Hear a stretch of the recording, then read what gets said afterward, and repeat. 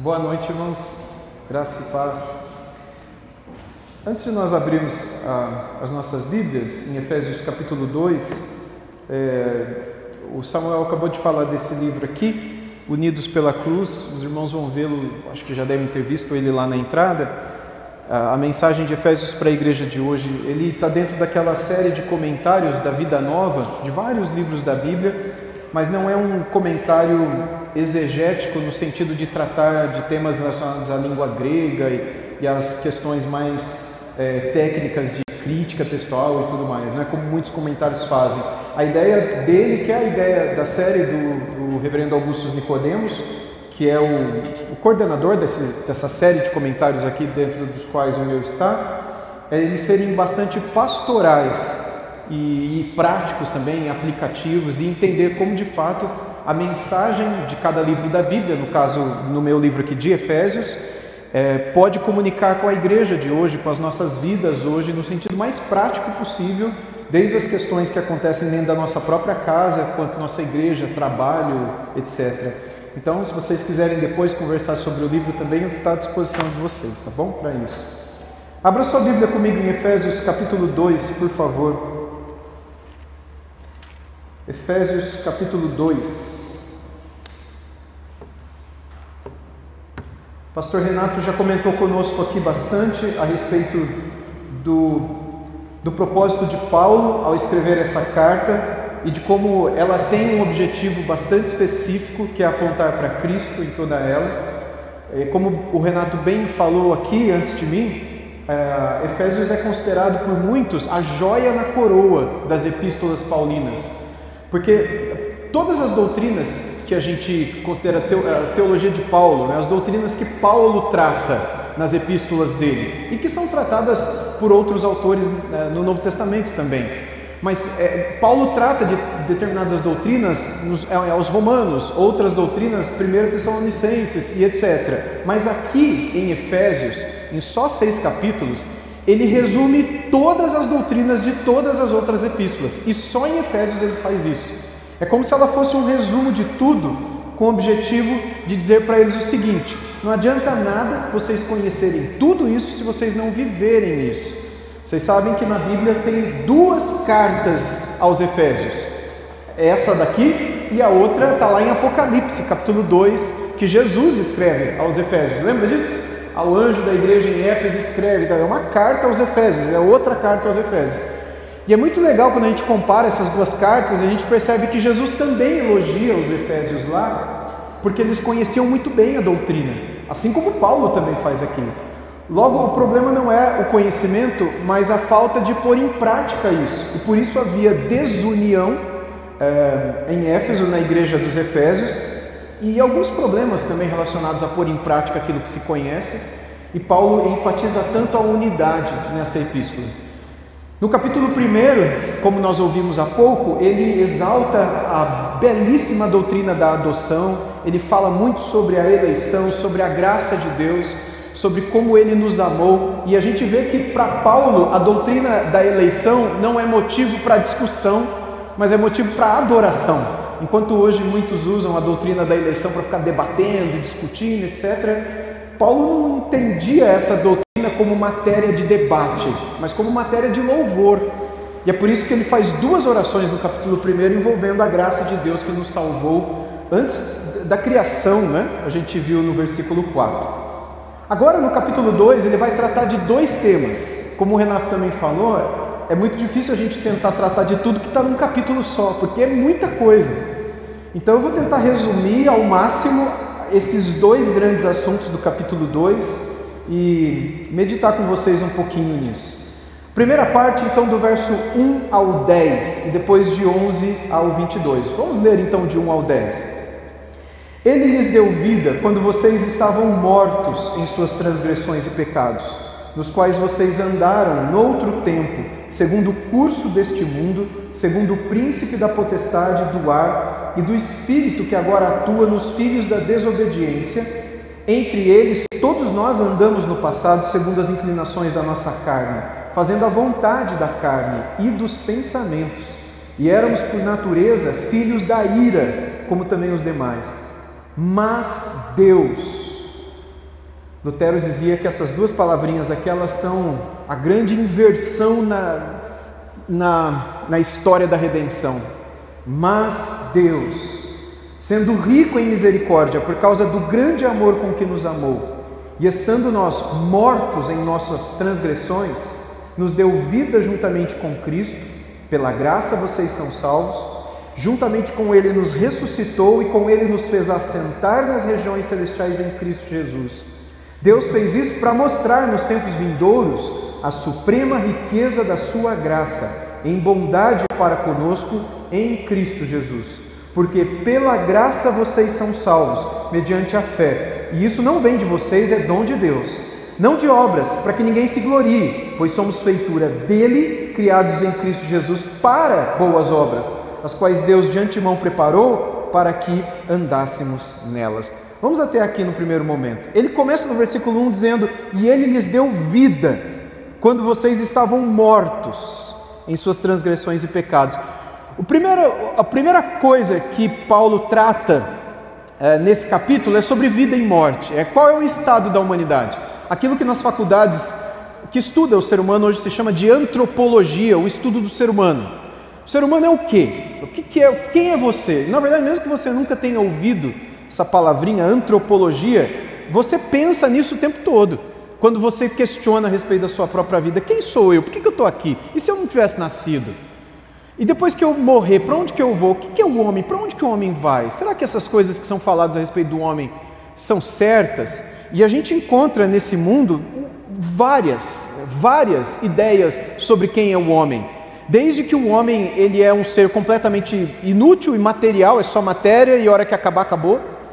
E aquilo que você faz em termos de pecado não significa absolutamente nada. Até o outro lado que diz que o ser humano na verdade são seres transcendentais que vieram plantados aqui nesse planeta de seres alienígenas, de outras, essas coisas absurdas, né? Até que o ser humano na verdade também é fruto de matéria, mas uma matéria evoluída.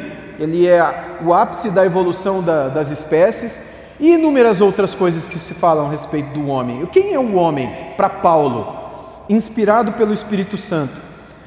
Ele não fala tudo aqui sobre o ser humano, mas naquilo que é importante para ele nesse capítulo, que é falar sobre a nossa vida com Deus, o que espiritualmente é o homem, qual é o estado do homem, ele já começa dizendo. E a palavra que ele usa aqui para mortos, a gente também usa no português, embora ele tenha escrito em grego, que é a palavra necros, que a gente usa para falar do necrotério, ou de outras coisas que envolvem o necrotério, necrofilia, necromancia e outras coisas, não é? Necros literalmente é um morto, não é um morto nas ideias, é um morto. Então a gente tem aqui em Brasília, no Brasil inteiro, cemitérios que estão cheios de mortos, tem nomes, tem os ossos ali. O cara que foi enterrado semana passada, um pouco da carne ainda está fresca ali, é um morto. O que o morto faz? Nada. Se nós decidíssemos sair hoje à noite aqui para uma campanha evangelística no cemitério de Brasília, e a gente chegasse ali e convidasse pessoas para estar amanhã à noite aqui com a gente, e dissesse para eles: olha, vocês vão ganhar café, vão ganhar bolinho, vão ganhar bis, o que a gente ouviria dessas pessoas mortas? Nada. Por quê? Porque eles estão mortos. A gente ia passar por lunático. O que vocês estão fazendo aí falando com gente que não pode tomar decisão nenhuma, não pode fazer absolutamente nada?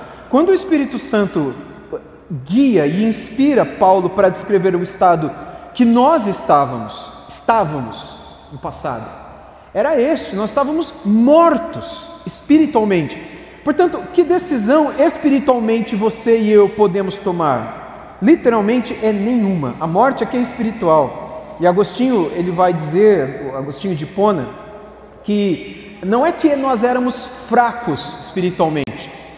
E se a gente fizesse algum esforço, a gente conseguia tomar a decisão e se converter. Não, você não estava fraco, você não estava doente, você não estava apagadinho, você estava morto. E não adiantaria alguém falar com você, você não entenderia, você até entenderia, mas não compreenderia, não desceria da mente para o coração. E a experiência que você tem toda vez que você quer evangelizar alguém, e você fala: mas puxa, eu já expliquei, eu já falei, já veio o pastor, já o outro falou também, por que eu entendi e ele não entendeu? Você tem vontade de rachar a cabeça e colocar a Bíblia dentro, mas você não é capaz. E aí, em algum momento de lucidez, você ora por aquela pessoa, para que Deus toque no coração dela. Porque, na verdade, se Deus não tocar no coração dela, ela nunca vai se tocar. Ela nunca vai chegar à conclusão. Por quê? Porque ela está morta. E o que decisão ela pode tomar? Nenhuma. É o que Deus disse para o profeta Ezequiel, quando ele estava diante daquele vale de ossos secos, em Ezequiel 37. Vocês lembram de Ezequiel 37? Do vale de ossos secos? E Deus fez algumas perguntas para Ezequiel, e Ezequiel respondeu para ele, por exemplo, o que esses ossos podem fazer? Nada, é um vale cheio de ossos. E Deus disse para Ezequiel profetizar para aqueles ossos. E Ezequiel profetizou. É o que eu propus para vocês, a gente fazer hoje à noite, a hora que acabar aqui, a gente ir profetizar no cemitério, pregar no cemitério. Você imagina Ezequiel, tá bom, Senhor, eu vou falar com esses ossos, mas o que pode acontecer? E Ezequiel foi sábio em dizer, tu sabes, Senhor, tu sabes, porque Deus sabe o que Ele pode fazer, porque Deus já esteve aqui nesse mundo na pessoa de Cristo, e Ele esteve em um cemitério, onde um cara tinha sido enterrado há 4 dias, e a irmã do rapaz falou, Senhor, já cheira mal, vocês lembram? E Jesus chamou o rapaz para fora, ele disse, Lázaro, vem para fora, e o morto saiu andando. Então, para Deus fazer um morto reviver, é nada, é só Deus querer fazer isso. E assim como Ele fez isso inúmeras vezes na história da humanidade, Ele pode fazer isso na nossa alma também, na nossa espiritualidade. E é por isso que nós somos levados pelo Espírito que está em nós a orarmos pelas pessoas, porque o Espírito em nós, mesmo que a gente não perceba isso claramente, comunica com o nosso Espírito. Se o Espírito Santo não tocar no coração daquela pessoa, é impossível que ela se converta. Como seria para nós também se o Espírito um dia não tivesse nos aberto os olhos para entender aquilo que é o estado da nossa alma.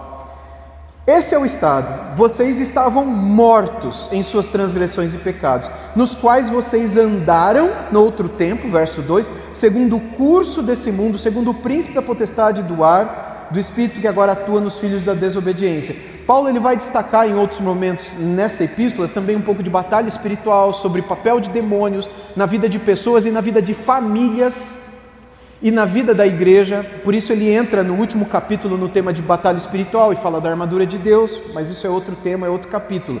Mas ele observa várias vezes que existe uma realidade espiritual que nós não percebemos quando estamos mergulhados nela.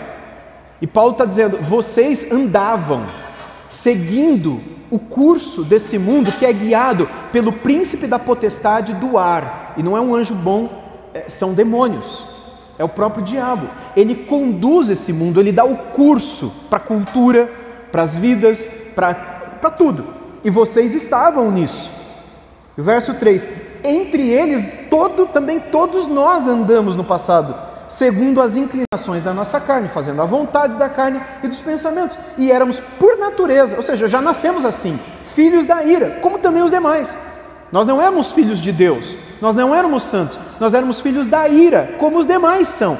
Mas Paulo coloca tudo no passado, nós estávamos nessa condição, a gente não está mais. Por que ele está falando disso? Ele vai chegar a algumas conclusões depois. Aí no verso 4 ele diz, mas Deus, dando a inversão aqui, dizendo, olha, se não fosse Deus, a gente ainda está ali, a gente ainda estaria nadando, seguindo a correnteza, fazendo o que todo mundo faz, amando o que o mundo ama, e odiando o que o mundo odeia também. Nós seríamos iguaizinhos. Mas Deus, e essas palavras são muito especiais, mas Deus, sendo rico em misericórdia, por causa do grande amor com que nos amou, e estando nós mortos em nossas transgressões, nos deu vida. Ou seja, foi um ato de Deus, não foi um ato nosso.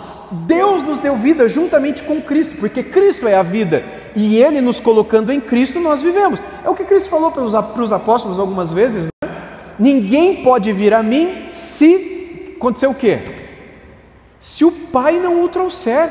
E aqueles que o Pai me der, de modo algum eu os lançarei fora, nada nem ninguém os arrebatará das minhas mãos. Ou seja, é o Pai quem nos traz ao Filho.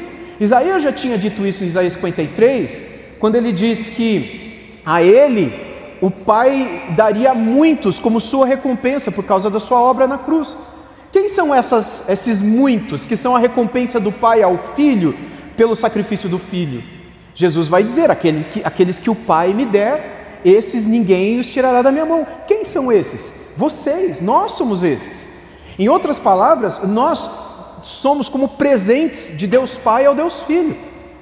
Porque o mérito é todo dele, a glória é somente dele, tudo é dele, tudo é por meio dele, tudo é para ele, como Paulo escreveu aos Romanos, no capítulo 11. Por isso, somente a ele é toda a glória. E se ele é a própria vida, ele é a própria luz, e é dele que vem a redenção, nós precisamos ser unidos a ele, para que então sejamos libertos da nossa ignorância do nosso passado e sejamos salvos. Aí vem o verso 6. E juntamente com ele nos ressuscitou, embora a gente saiba que a gente não está ressuscitado ainda. Mas para Deus isso já é fato consumado. Porque nada pode nos arrebatar das mãos daquele em cujas mãos fomos colocados. Por isso, aos olhos de Deus, é como se já fosse um fato.